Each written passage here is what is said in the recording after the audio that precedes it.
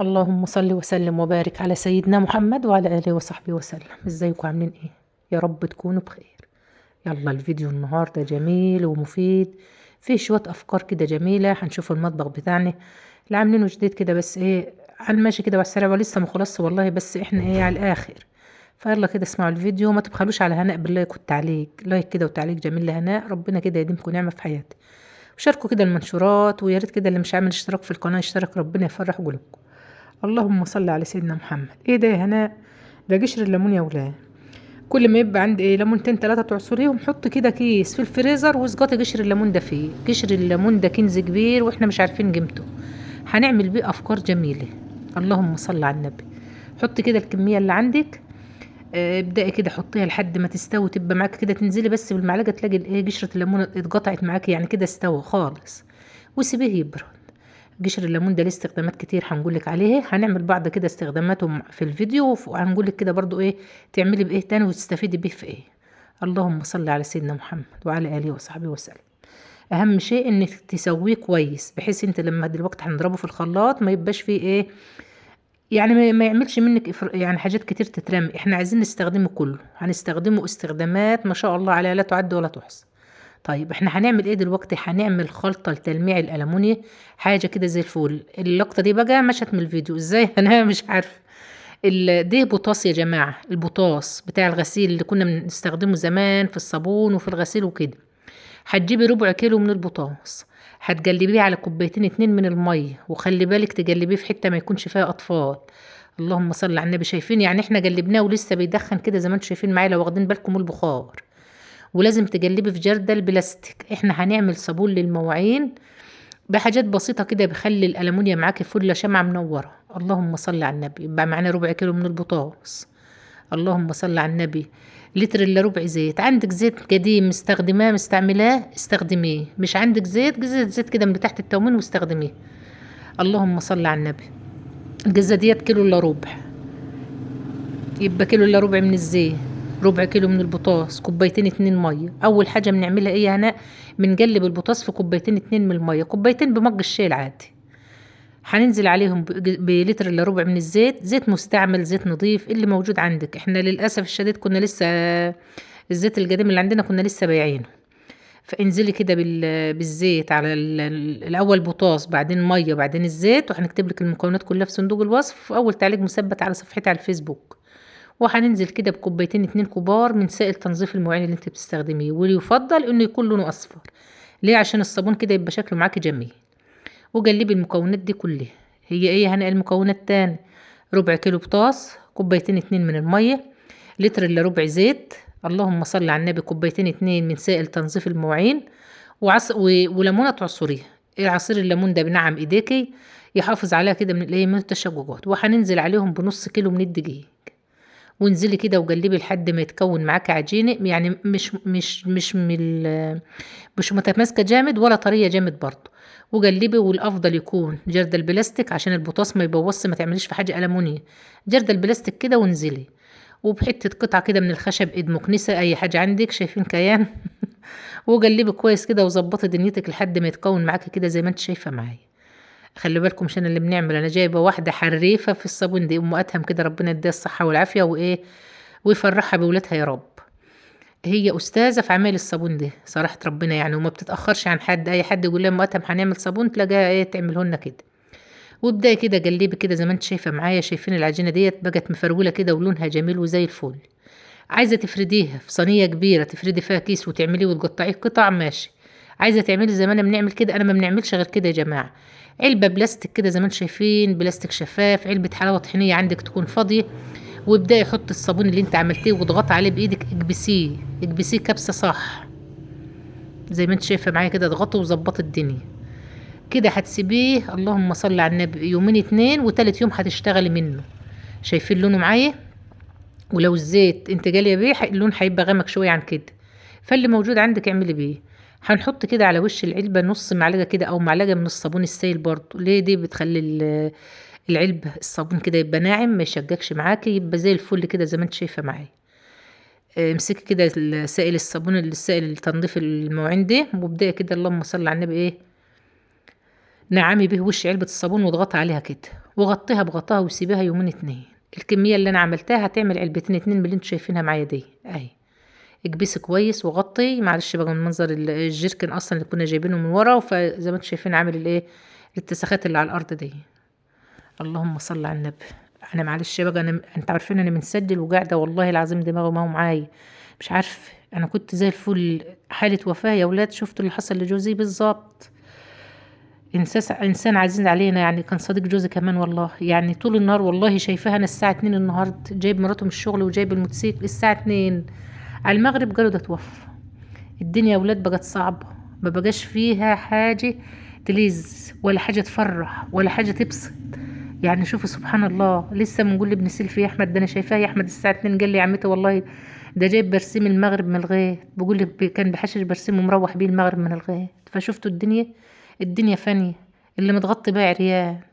الله يرحمه ويسامحه ويجعله كده في الجنه ونعمها، ويرحم زوجه ويرحم امواتنا جميعا يا رب. ادعوا له كده بالرحمه والمغفره جميعا للاستاذ رضا. ربنا كده يرحمه ويسامحه ويصبر اهله. يا رب تصبر اهله وتصبرنا على اللي احنا فيه. انا جبت الصابون كده زي ما شفتوا معايا اهو. خدي بقى من العلبه، شفت اكنك بتغمسي حاجه كده بالسلكه كده، وخدي واغسلي. ولازم تكون سلكه مواعين، سلك مش ليف، سلكه ناعمه كده. وابدأت هنا شوفي بقى اللي بيطلع معاكي من الصواني بتاعتك.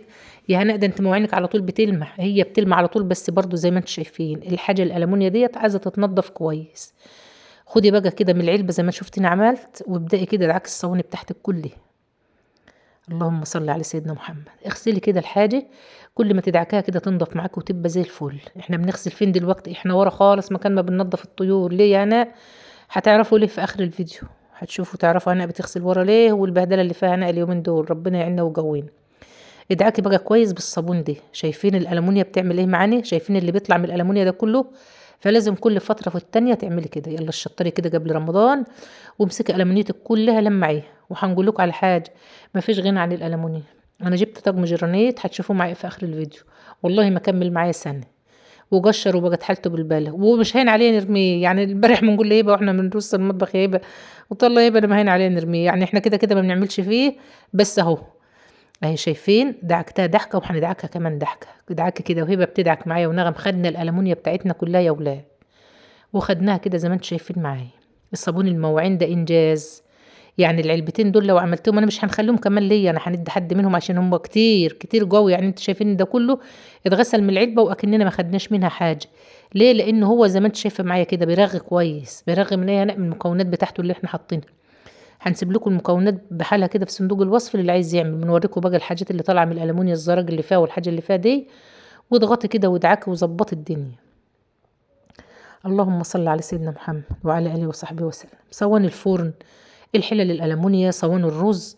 ابداي كده خدي كل الالمونيا بتاعتك اغسليها. انتوا عارفين صواني الخبيز ديت كانت ملسعه مني من الفرن خالص. شايفينها؟ لو شايفينها قدامها اهيت هنوريها لكم كده هتلمع وتبقى زي الفل. شايفين الصينيه معايا ما شاء الله عليها كده اهي. شايفين اهو يا دوب بتتهني بس السلكه كده على وش العلبه. وابداي كده ايه ادعكي بيها. عندك طاسات ألمونيا، اي حاجه موجوده عندك دي طاسه اهي. وابداي كده خدي كل حاجه عندك. الصواني الكحك، لو عندك صواني من البيضه اللي احنا بنعمل فيها المكرونه البشاميل والحاجات ديت، طاسه، حل، الحلل، كل حاجه ألمونيا اغسلها بخلطه الصابون الجميله اللي انت شايفاها معايا دي. في ثواني كده هتلاقي الحاجه بتلمع معاك وما شاء الله عليها. اشطفي مواعينك، كفيها وسيبها تتصفى. لما بتتصفى بالميه بتلمع معاك زياده. تلاقي الحاجه كده اكنك لسه شاريها جديد. حافظه على الحاجه. الالمونيا دلوقتي يا ولاد هي الكيلو عدى 200 جنيه. فاللي عندها ألمونيا ايه تحافظ عليه. عندك حلل، عندك غطيان، عندك حله ملهاش غطا، غطا حله ملوش حل، حاجه مخرومه، ابدأي غيريهم. لمي الألمونيا دي كده وخديها. في ناس بتغير الألمونيا دي، كلنا عارفين الألمونيا اللي هي بالكيلو. وبدلي دول بدول. لو عندك حلتين هتشتري حله جديده تبقى انت استفدت منها. يعني انا لقيت عندي كام حله كده اللي مش نافعه وكام غطا كده برضو ما بنستعملهمش. فباذن الله الواحد يغيرهم ويجيب بهم حلتين صغيرين بينفعوك في كل شيء. فمهما تجيبي جرانيت وتفال والحاجات ديت برضو ما فيش غنى عن الألمونيا. اللهم صل على سيدنا محمد وعلى آله وصحبه وسلم. هنعمل ايه؟ هنبدأ كده نخلص المواعين دي كلها. هنكفيها حتى طبلية ورايا اللي بنغسله بنكفيه عليه. تنشف ألمونيتنا كده وناخدها ونروح على المطبخ بتاعنا، نرص المطبخ ونوريكم المطبخ اللي انا عملته ده ايه شكله ايه. اللهم صل على النبي. غسلت كل الصواني اهو. شايفين الحاجة معايا زي الفل اهي. ابدأ كده اغسلي وكفي وعينك تنشف. معلش بقى صوت الموتوسيكلات اللي فات دي بنسجل بالليل والله، وزي ما بنقول لكم مش قادرة خالص، بس هنعمل ايه؟ الحمد لله والشكر لله. ربنا يعين كل واحد على حاله يا اولاد، ربنا يعين كل واحد على حاله. بس كلنا نعرف ان الدنيا ديت فانية، واللي متغطي بها عريان. يعني شفتوا يعني الجدع اللي اسمه، اللهم صل على سيدنا محمد، ايهاب اشرف بتاع الدقهلية، شفت مدرس الفيزياء عمل فيه ايه؟ الدنيا ما عادش فيها امان خالص، ولا عاد فيها حاجة تفرح ولا حاجة تخلي الناس كده عايشة عسل. فاحنا كل واحد يعبد ربنا ويصلي ويحمد ربنا على اللي هو فيه، وعلى قد ما تقدري تشتغل اشتغل، ربنا يجعله في ميزان حسناتنا. واعملي حسابك ان النفس بتاعنا ده بيطلع يعلم يدخل ولا ما يدخلش. والله العظيم انا كنت بنصلي العشاء لقيت ابني داخل يقول على الاستاذ رضا دي، اقسم بالله من ساعتها وانا طايقه دماغي خلاص. تعرفين انا مسجل الفيديو ده كانت الساعه 12 ومش قادره نستوعب ولا سبحان الله. يعني شوفي انت كده شوفي سبحان الله، لا تعبان ولا في حاجة وما شاء الله ربنا كده يبارك له في ولاده. وبص كده في دقيقة واحدة يا ماما ده عمو رضا، عمو رضا مات يا ولاد اسكتوا. ده انا شايفاه الساعة 2 لقيت ابن سيلفي بيقول ده انا شايفه بعد قدام المغرب يا عمتي كان واخد برسيه. فربنا يرحمنا ويطلعنا من الدنيا دي على خير ويحسن ختمتنا جميعا كده يا رب، يا رب تحسن ختمتنا جميعا. تعالوا شوفوا الألمونيا بقى بتاعتنا عملناها ازاي. غسلناها وروجناها وظبطناها خليناها بتلمع زي ما انتم شايفين معايا كده. شايفين الصواني بتاعت الفرن دي والله كانت ملسعة خالص من خبز الجرس، ساعات بنحمر فيه. اللهم صل على النبي، بنعمل فيها حاجات كتير في الفرن. فشوفوا كده الصابون ده عمل فيها ايه. شايفين الحلال، كل الحلالين اللي بالميزانة والطقم بتاع هبة والصواني، خدت المواعين كلها زي ما انتم شايفين كده معايا. فيلا الشطري لم شويه الالومنيا اللي عندك كده، اعملي لهم خلطه كده قبل رمضان واغسليهم وروجيهم وظبطي دنيتك كده زي ما انت شايفه معايا. هتفرق معاك كتير، هتحسي ان انت جددت الدنيا. هتلاقي الومنيتك كلها نظيفه، اي حاجه ملسعه اضغط عليها شويه كده ولمعاها. شايفين ما شاء الله كده. والله ما مبسوطه غير من صواني الخبيز دي، خليتها ما شاء الله عليه. نعمل قرصتين حلوين كده للسحور. اللهم صل على النبي. لو عندك عزومه برضو هتحمري فيها تبقى الحاجه كده نظيفه معاكي وجميله. شايفين يا ولاد النظافه؟ ده كله من حاجات ما يعني يمكن انت قشر الليمون دي هنقولك برضو هتعملي بيه ايه. عندك زيت قديم شوية دقيق، إيه اللي موجود عندك اعمليه هتعملي بيه. اللهم صل على النبي. هنبدأ كده نمسك المطبخ بتاعي بقى. انا فرشت فيه شوية برضو طيبين وعملت خليت دول كده نعملهم معاكم، مع انه لسه ما خلص.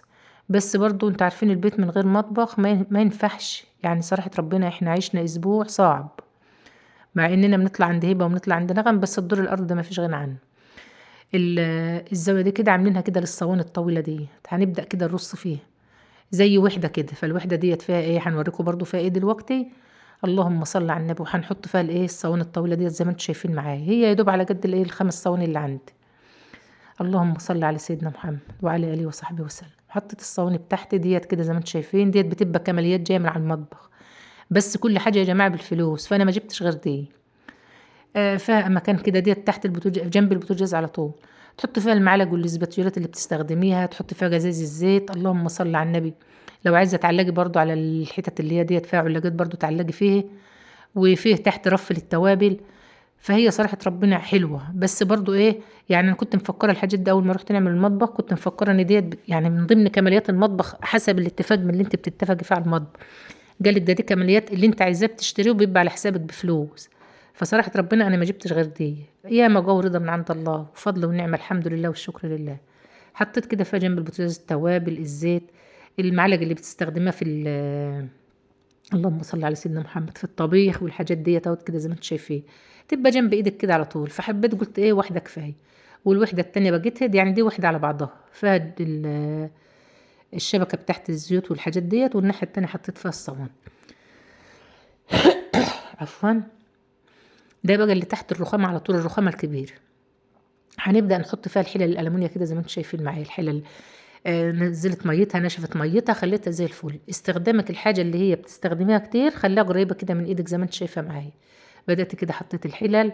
اللهم صل على سيدنا محمد. هنحط الصواني تحتيه ديت اللي تحت الرخامة الكبيرة يا ولاد اللي احنا بنقدم عليها. فاللهم صل على النبي زي ما انتم شايفين معايا كده. هي اسمها بار بس صراحة ربنا ما بنحبش نقول عليها بار خالص. انا بنقول على يا ماما نقول على الرخامة الكبيرة. فكلمة برضه صراحة ربنا مش حابة نقولها، مش عارفة، مش حابة نقولها خالص، حتى هنا في البيت كمان مش بنرضى نقولها خالص. فين الحاجة الفلانية نقولهم في الرخامة الكبيرة.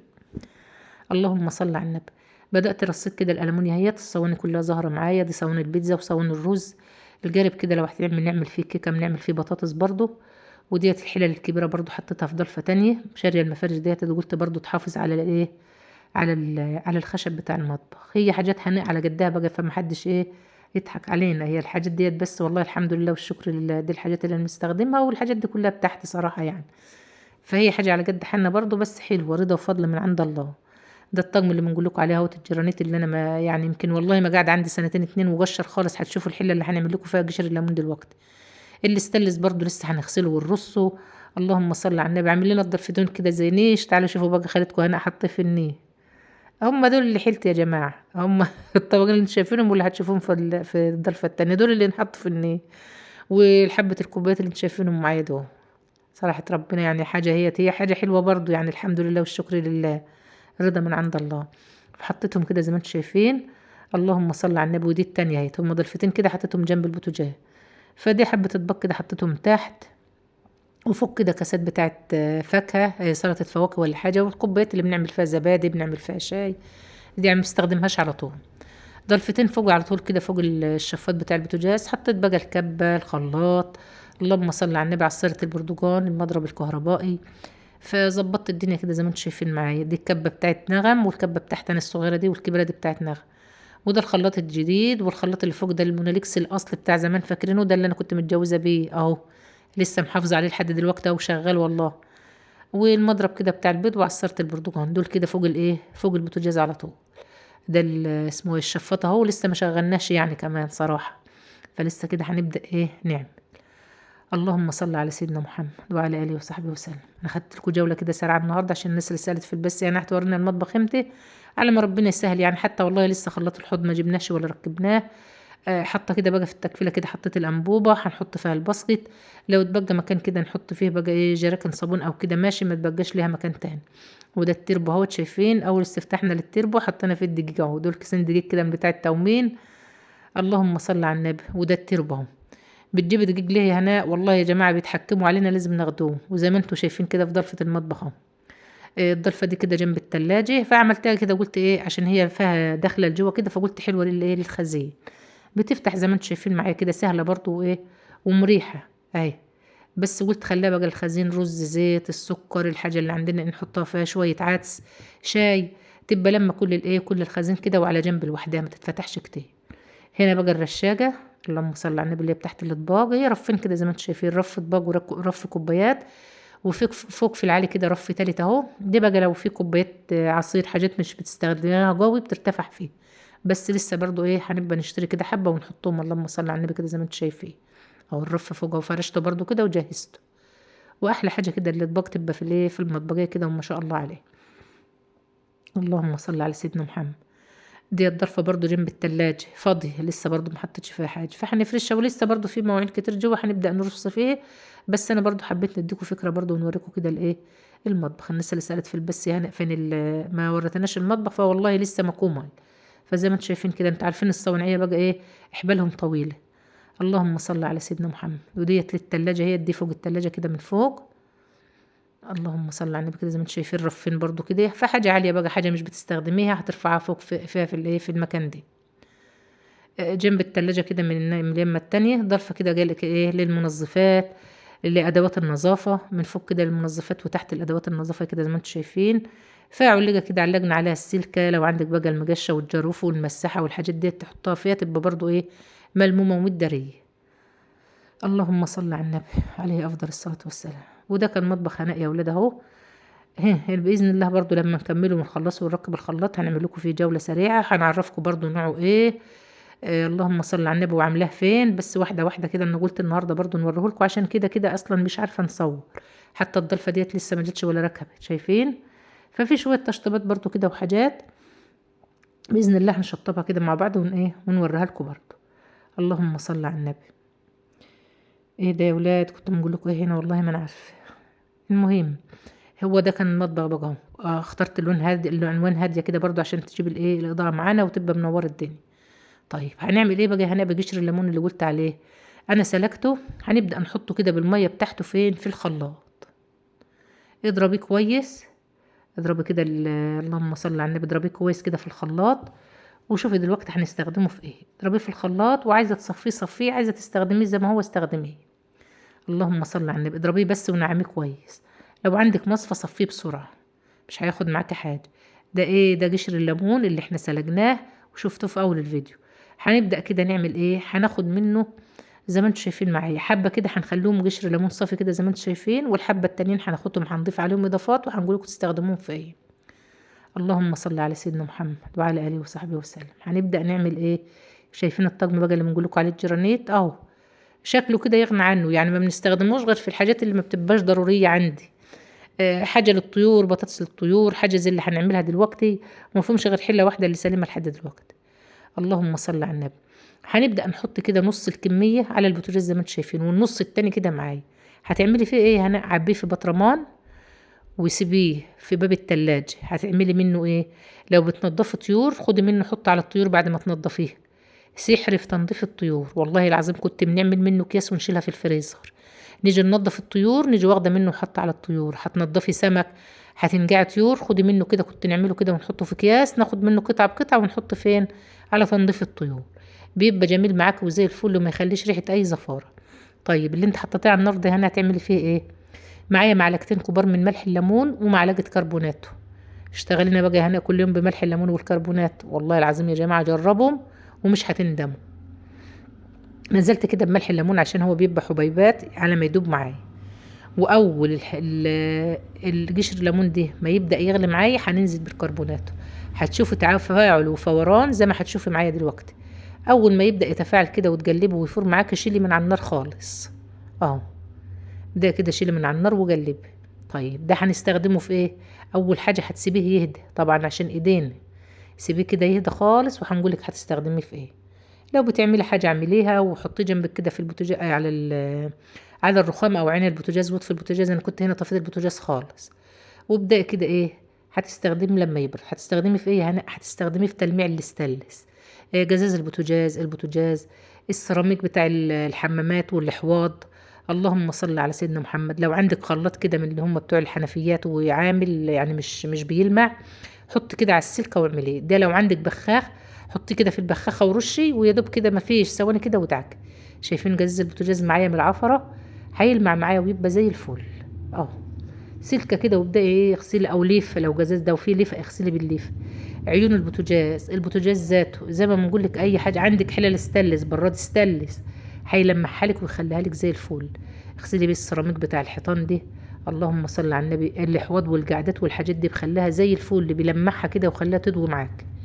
اللهم صل على سيدنا محمد وعلى اله وصحبه وسلم. هنبدأ كده نمسك بتاع البوتاجاز ذاته برضو من قدامه ومن جنبه ومن كل حته. ده يغسلي، يعني شايفين هنا عماله نلف على ايه؟ بندور على مناديل المطبخ. الدنيا زيطه عندنا وتايهه خالص، يعني صراحه ربنا ما فيش حاجه مكانها. ربنا كده يسهل الحال. ابدأي كده بمناديل المطبخ لو عندك فوطه، وابدأي نشفي بقى وشوفي اللمعه اللي هتبقى في الجزاز وهتبقى في البوتاجاز بتاعك. يعني شايفين الحته اللي مسحتها اصلا بتلمع، على ما تكملي على التنشيف هتلاقي الدنيا زي الفل. تلاقي الجزاز معاكي لمع وبقى ما شاء الله عليه. امسكي بوتاجازك ذاته الوش بتاعه، الجناب، الجزاز بتاع الباب، خدي كله بالايه؟ بالطبق باللي احنا حاطين عليه ملح ليمون وكربوناته. والتاني ده زي ما بنقول لك استخدميه في تنظيف الطيور وتنظيف السمك. جربي وقولي لي. قشرتين الليمون اللي تشيليهم حطوهم في الفريزر في كيس، على ما تجمعي شويه اعمليهم زي ما احنا عملنا كده النهارده. اللهم صل على النبي. انا كده لمحت الجزاز. هنلمع برضو البوتاجاز، هنغسله كويس. شايفين والله كان فاير عليه لبن. فهنبدأ كده نظبطه برضو ونغسله ونخليه زي الفل كده. يا رب الفيديو بتاعنا النهارده يكون عجبكم، واللي وصل لحد هنا بنشكره من كل قلب. حبايبي واخواتي ربنا كده يديمكم نعمة في حياتي. شوفوا وشكوا على خير، والسلام عليكم ورحمة الله وبركاته.